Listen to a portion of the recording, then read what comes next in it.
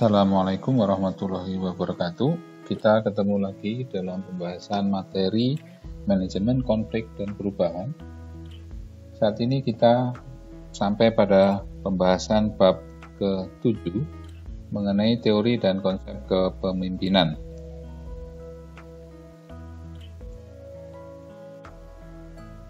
Beberapa alasan mengapa perlu pemimpin. Yang pertama, karena banyak orang memerlukan figur pemimpin. Dalam beberapa situasi, seseorang pemimpin perlu tampil mewakili kelompoknya sebagai tempat pengambil alihan risiko bila terjadi tekanan terhadap kelompoknya, sebagai tempat untuk meletakkan kekuasaan. Hakikat kepemimpinan adalah: pertama, kemampuan untuk mempengaruhi, memberi inspirasi, dan mengarahkan tindakan kelompok atau seseorang untuk mencapai tujuan yang diharapkan.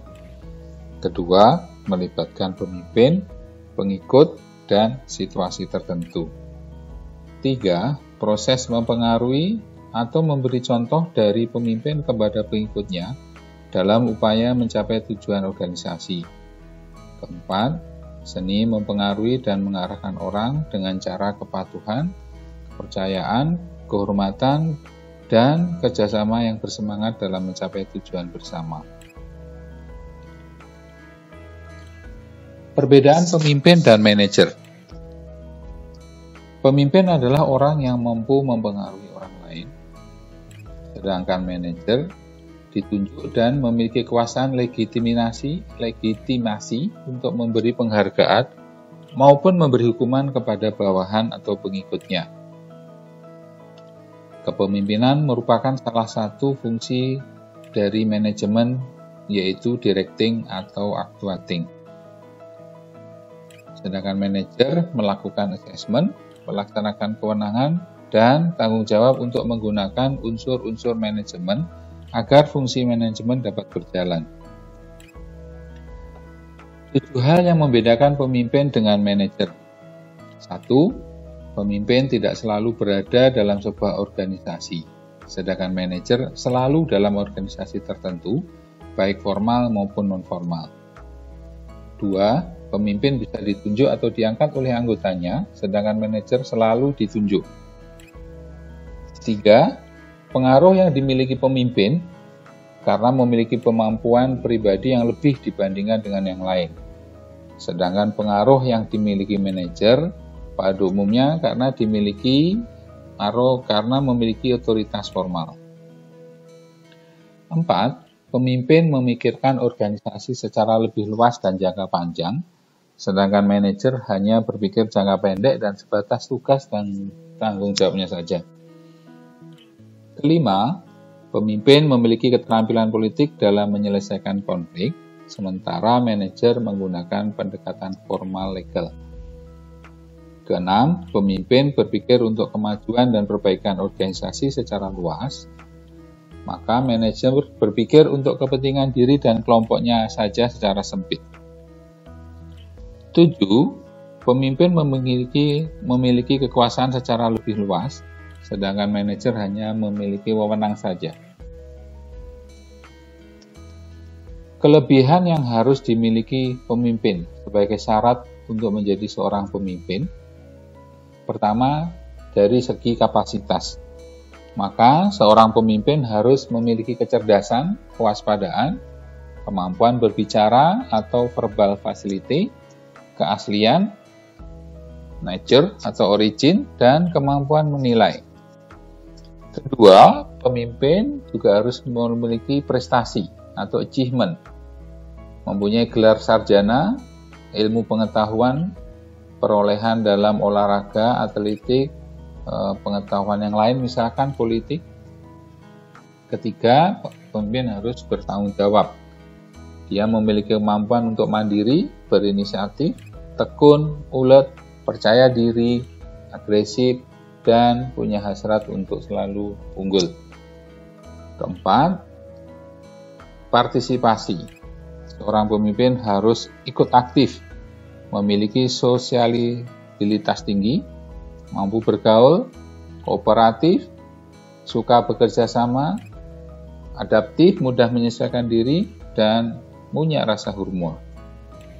Kelima, pemimpin status.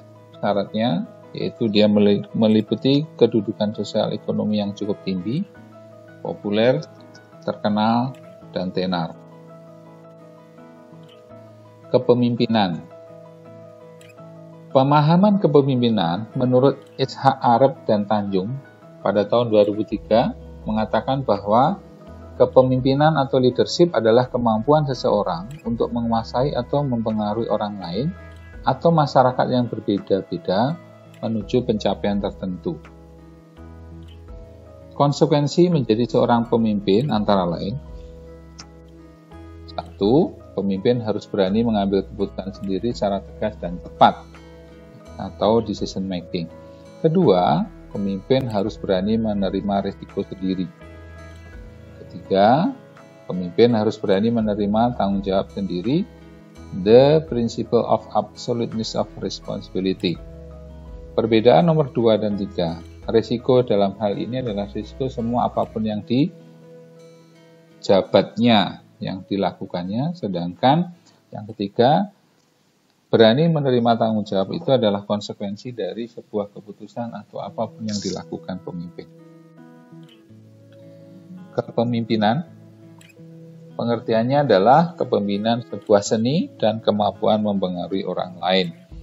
Kemampuan tersebut merupakan ramuan dari sejumlah unsur, yaitu kemampuan menggunakan kekuasaan secara aktif dan bertanggung jawab, kemampuan memahami manusia, bahwa manusia mempunyai perbedaan, kekuatan motivasi dalam waktu yang berbeda, kemampuan menggali inspirasi bawahan, kemampuan menciptakan dan mengembangkan iklim atau situasi yang kondusif bagi karyawan, mampu memberikan kreativitas dan kemampuan terbaiknya. Menurut I. Gito Sudarmo dan I. Nyoman Sudita menyatakan bahwa kepemimpinan merupakan suatu proses, bukan orang. Proses dalam kepemimpinan meliputi 3 faktor, yaitu pemimpin, pengikut, dan faktor situasi. Macam-macam kepemimpinan. Pertama, kepemimpinan transaksional. Model kepemimpinan ini terfokus pada transaksi antar pribadi. Karakteristik kepemimpinan ini, para pemimpin menggunakan penghargaan kontingensi untuk memotivasi karyawan. 2. Para pemimpin melaksanakan tindakan korektif hanya ketika para bawahan gagal mencapai tujuan kerja. Yang kedua, kepemimpinan karismatik. Kepemimpinan ini menekankan perilaku pemimpinan yang simbolis. Contoh, daya tarik terhadap nilai-nilai ideologis, komunikasi nonverbal, pesan mengenai visi, dan memberikan inspirasi penampilan kepercayaan diri. 3. Kepemimpinan visioner. Kepemimpinan jenis ini merupakan kemampuan untuk menciptakan dan mengartikulasikan suatu misi yang realistis, dapat dipercaya, atraktif, dengan masa depan bagi suatu organisasi atau unit organisasi yang terus tumbuh dan terus meningkat. 4. Kepemimpinan tim atau kelompok. Kepemimpinan tim atau kelompok di dalam organisasi yang anggota-anggotanya saling bergantung satu sama lain, saling berbagi tujuan bersama, dan dicirikan oleh adanya satu orang yang mengkoordinasikan kegiatan bersama mereka. Koordinasi tersebut dilakukan demi mencapai tujuan bersama. Teori-teori kepemimpinan. 1. Teori sifat. 2. Teori perilaku dari pemahaman studi Universitas Michigan, studi Universitas Ohio, Grady Management. Ada yang memasukkan Grady Management ini ke dalam kategori gaya kepemimpinan. Ketiga, teori situasional, model kontingensi Filtner, dan teori jalan kecil atau tujuan. Keempat, teori genetis. Kelima, teori sosial. Keenam, teori ekologis atau sintetis. Kita bahas yang pertama, teori sifat. Pada dasarnya, pemimpin dilahirkan atau dibentuk melalui proses. Ini adalah menjadi pertanyaan di dalam setiap pembahasan pemimpin tentang teori ini. Para peneliti berusaha menemukan karakteristik individu yang membedakan pemimpin yang berhasil dan gagal. Jenis karakteristik pemimpin di dalam teori ini adalah kepribadian, emosional, fisik, intelektual, dan sebagainya. Rappt-Scott-Gill mengidentifikasi 6 klasifikasi dari sistem kepemimpinan, yaitu karakteristik fisik, latar belakang, sosial, intelijensia, kepribadian. Karakteristik hubungan tugas, seperti motivasi dan determinasi. Karakteristik sosial seperti supel. 2. Teori perilaku. Teori perilaku ini berpusat pada efektivitas pemimpin, bukan pada penampilannya.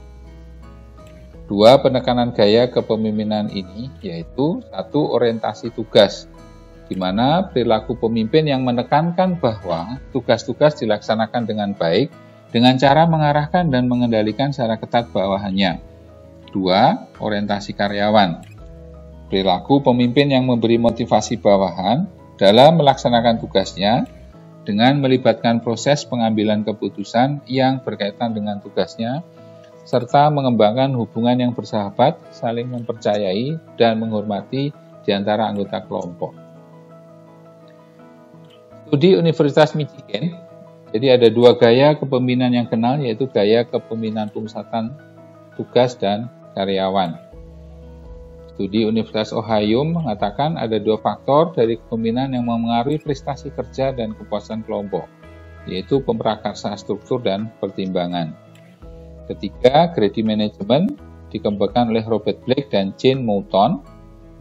Gaya manajemenal grade ini merefleksikan gaya kepemimpinan individual, tim, serta 2 dimensi orientasi, yaitu orientasi produksi dan karyawan. Ketiga, teori situasional. Mulai berkembang pada tahun 40-an, dirintis oleh para ahli psikologi sosial. Contohnya Fred Wilder, di mana mengatakan bahwa gaya kepemimpinan yang dikombinasikan dengan situasi akan mampu menentukan keberhasilan pelaksanaan kerja. Situasi itu diukur melalui kesamaan di antara keberlawanan, assume similarity between opposites, dan tempat kerja yang paling sedikit disukai atau least preferred co-worker. Model kontingensi kepemimpinan yang efektif. Gaya kepemimpinan yang berhubungan dengan situasi menyenangkan dan mempengaruhi efektivitas kerja. Situasi yang menyenangkan berhubungan dengan 4 dimensi empiris, yaitu hubungan pemimpin dan anggota, seperti pemimpin yang diterima bawahan. 2. Derajat dari struktur tugas, contoh petunjuk teknis yang jelas. 3. Posisi kekuasaan pemimpin yang dicapai lewat otoritas formal. 4. Situasi akan menyenangkan apabila derajat ketiga dimensi di atas tinggi. 4. Teori jalan kecil tujuan. Teori ini mengatakan bahwa berbicara tentang upaya pemimpin untuk membuat jalan guna membantu para karyawannya mencapai tujuan. Jalan itu seperti, pertama, mengetahui dan atau menumbuhkan kebutuhan para bawahan untuk menghasilkan sesuatu yang dapat dikontrol pemimpin. 2. Memberikan insentif kepada bawahan yang mampu mencapai hasil dalam bekerja. 3. Membuat jalan yang mudah dilewati oleh bawahan dalam menaikkan prestasinya. 4. Membantu karyawan dengan menjelaskan apa yang dapat diterapkan. 5. Mengurangi halangan yang dapat membuat frustasi. 6. Menaikkan kesempatan untuk pemuasan karyawan yang memungkinkan tercapainya efektivitas kerja. Kelima, teori genetis. Mengatakan bahwa pada hakikatnya pemimpin itu tidak dibuat, akan tetapi lahir jadi pemimpin oleh bakat-bakat alami yang luar biasa sejak lahirnya. Pemimpin ditakdirkan lahir menjadi pemimpin dalam situasi dan kondisi yang bagaimanapun juga atau yang khusus. Secara filsafat, teori tersebut menganut pandangan deterministis. 6. Teori sosial. Pemimpin itu harus disiapkan, dididik, dan dibentuk, tidak dilahirkan begitu saja. Setiap orang bisa menjadi pemimpin melalui usaha penyiapan dan pendidikan serta didorong oleh kemauan sendiri. 7. Teori ekologis atau sintesis. Seseorang akan sukses menjadi pemimpin bila sejak lahir telah memiliki bakat-bakat kepemimpinan dan bakat tersebut dikembangkan melalui pengalaman dan usaha pendidikan, juga sesuai dengan tuntutan lingkungan atau ekologisnya. Gaya kepemimpinan. 1. Democratic leadership. Gaya ini memberi pemahaman adalah suatu gaya kepemimpinan yang menitikberatkan kepada kemampuan untuk menciptakan moral dan kemampuan untuk menciptakan kepercayaan. 2. Diktatorial atau autocratic leadership, yaitu suatu gaya kepemimpinan yang menitikberatkan kesanggupan untuk memaksakan keinginannya yang mampu mengumpulkan pengikut-pengikutnya untuk kepentingan pribadi dan atau golongannya dengan kesediaan untuk menerima segala risiko apapun. 3. Paternalistic leadership, yakni bentuk antara gaya pertama demokratik dan kedua diktatorial seperti atas. Yang pada dasarnya, kehendak pemimpin juga harus berlaku namun dengan jalan atau melalui unsur-unsur demokratis. Sistem ini dapat diibaratkan diktator yang berselimutkan demokratis. Keempat, gaya kepemimpinan free rein leadership, yaitu salah satu gaya kepemimpinan yang 100% menyerahkan sepenuhnya seluruh kebijakan pengoperasian manajemen sumber daya manusia kepada bawahannya, dengan hanya berpegang kepada ketentuan-ketentuan pokok yang telah ditetapkan oleh atasan mereka. Tipe kepemimpinan. 1. Tipe deserter atau pembelot. Sifatnya, tipe pemimpin ini adalah bermoral rendah, tidak memiliki rasa keterlibatan, tanpa pengabdian, tanpa loyalitas dan kekuatan, dan sukar diramalkan.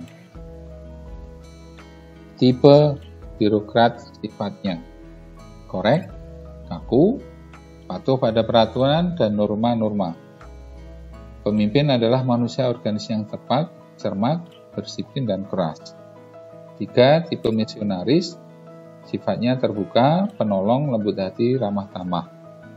4. Tipe developer, sifatnya kreatif, dinamis, inovatif, memberikan melimpahkan wewenang dengan baik, menaruh kepercayaan pada bawahan.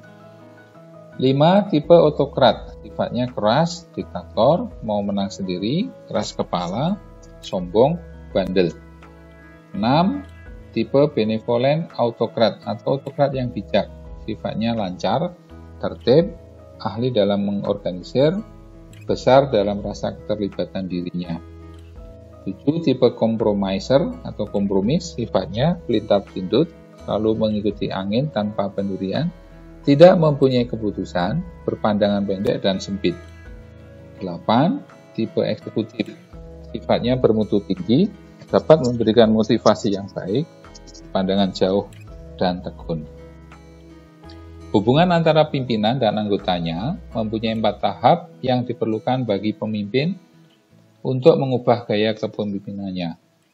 Menurut RC dan Bacat, 1. Perhatian pimpinan pada tugas sangat tinggi. Anggota diberi instruksi yang jelas dan dibiasakan dengan peraturan, struktur, dan prosedur kerja. 2. Di mana anggota sudah mampu menangani tugasnya. Perhatian pada tugasnya sangat penting karena bawahan belum dapat bekerja tanpa struktur. 3. Di mana anggota mempunyai kemampuan lebih besar dan motivasi berprestasi mulai tampak dan mereka secara aktif mencari tanggung jawab yang lebih besar. 4. Tahap di mana anggota mulai percaya diri, dapat mengarahkan diri dan berpengalaman. Pemimpin dapat mengurangi jumlah perhatian dan pengarahan. Kriteria kepemimpinan dan manajerial.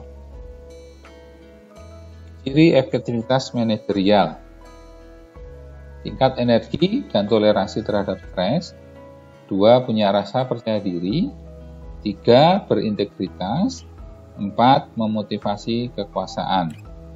5. Selalu berorientasi pada keberhasilan. 6. Kebutuhan akan afiliasi yang rendah. Manajer yang efektif bercirikan keterampilan teknis, keterampilan antar pribadi, dan keterampilan konseptual. Demikian pembahasan kita pada materi kali ini. Kita akan bahas materi-materi yang lain pada pertemuan berikutnya. Semoga dapat dipahami. Terima kasih. Assalamualaikum warahmatullahi wabarakatuh.